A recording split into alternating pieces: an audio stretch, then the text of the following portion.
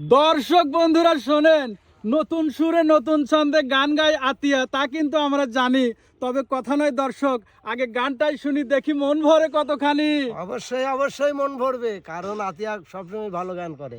তাহলে আতিয়া, ওস্তাদ আতিয়া ধরো। শুরু করো।